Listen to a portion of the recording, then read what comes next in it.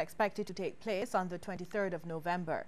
This was revealed by Minister of Tourism Richard Seeley during a St. Michael South constituency meeting. Minister Seeley says the renewal of the resort is facilitated by a loan of $170 million from the Exim Bank of China. It is a wonderful project at several levels. Of course, it brings back that iconic site into use as a major hotel property, but it also is in keeping with the government's idea that with the right investment strategy, we can see growth in tourism sustained to the point where we can even see full employment in Barbados. Minister Seeley added that the Sandals resort is expanding its room capacity and he would like to see similar investments by other hotels. The Sandals as well, with the expansion that they have, that property will be going to 500 hotel rooms. Presently it is just over 200, so we want to see more investment. We also supposed to see some more investment in the Carlisle Bay area, that too.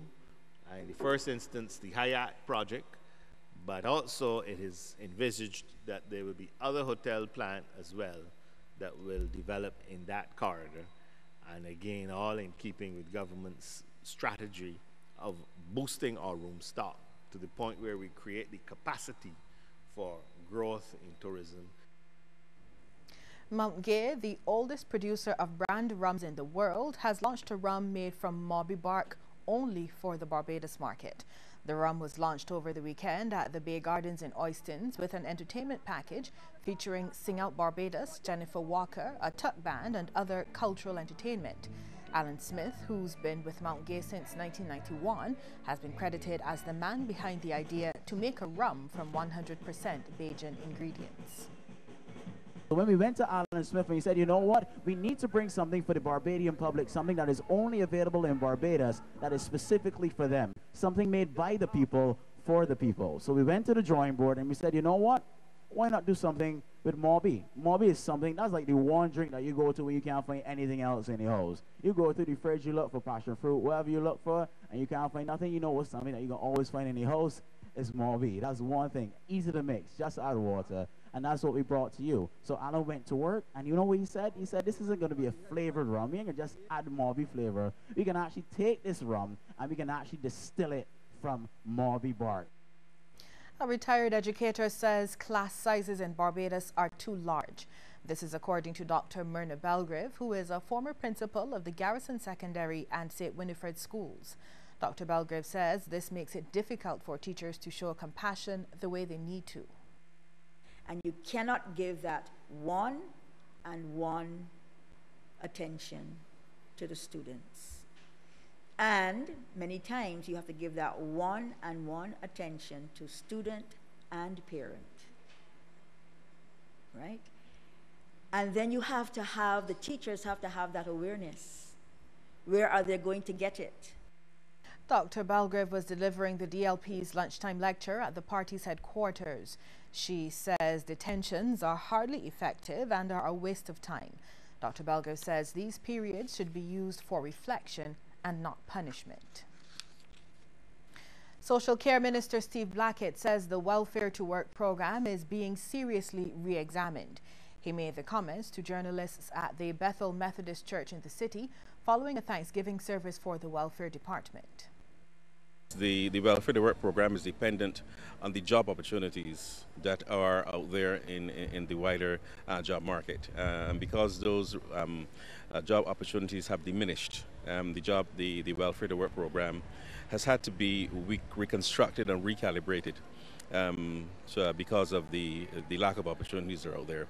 But whenever, I believe whenever we in the government and we have found that the scope is there to re-employ, probably not on the scale that we had in the past, but where we find within the government departments that we can absorb some of the kind of skill sets that are available among those people who are presented to us as clients. We will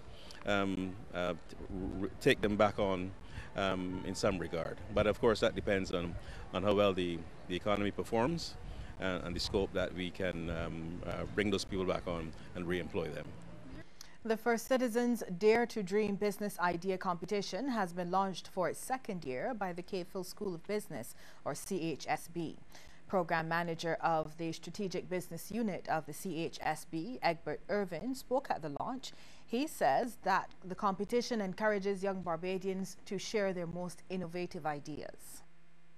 The competition seeks to promote an entrepreneurial mindset among the youth of Barbados. It enables the participants to share some of their most creative and innovative ideas and benefit from the guidance, the feedback, mentorship from experts in the field of business, entrepreneurship, and innovation.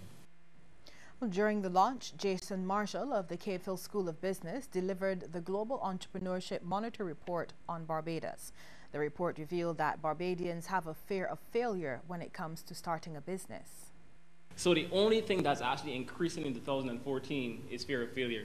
And that's a very notable finding. So persons are saying that, yes, this would dissuade me from starting a business. And if you look at what happened in 2014, the government undertook a number of different changes which might have affected in terms of persons' perceptions of their ability to start a business, and hence they were dissuaded by fear of failure. A mission from the Inter-American Development Bank is due in Barbados today. The team will be here to assess the progress made in the Skills for the Future program.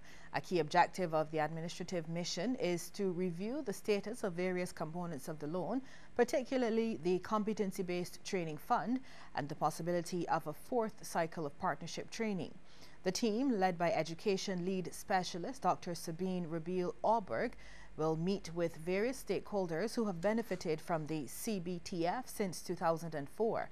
The Government of Barbados and the IDB will sign an administrative agreement for grant funding provided by the United States Agency for International Development for the Aganar program to sponsor 3 additional schools. The challenges of the regional private sector were highlighted and a number of proposals put forward to the Council for Trade and Economic Development. The opportunity came during a special session between representatives of the regional private sector and regional ministers at the just concluded 41st COTED meeting in Guyana. The intention is to improve the way business is conducted in the region. The Caribbean Association of Industry and Commerce, Caribbean Export, the Caribbean Poultry Association, and the West Indian Rum and Spirits Association were all present at the meeting. Barbados's Minister of Foreign Affairs and Foreign Trade, Senator Maxine McLean, says there was a high level of engagement and frank dialogue during the meeting. Ministers recognize that a response to the private sector must be strategic and coherent, and should address subjects such as concentration, risk factors, use of cash limits for official transactions, including customs, access to finance, and the development of an effective communication strategy. The CARICOM Secretariat will establish a matrix on the actionable points of the discussion and draw up an implementation schedule on those matters. Health matters were also discussed, including non-communicable diseases. Barbados is being featured in social media giant Snapchat's live story today. The live story featured gives the application's 100 million users the opportunity to see photos and 10-second videos of the island. Barbados is one of the first Caribbean islands to be featured, as live story usually focuses on larger countries. Snapchat users currently in Barbados have the chance to be part of the story. Now, when taking a snap, just scroll left until you see the Barbados filter and post to the Our Barbados story. Your location services need to be on for the feature to work. The live story is reviewed by the app before being broadcast to the world. We'll have regional and international news just after this break. Stay with us. Community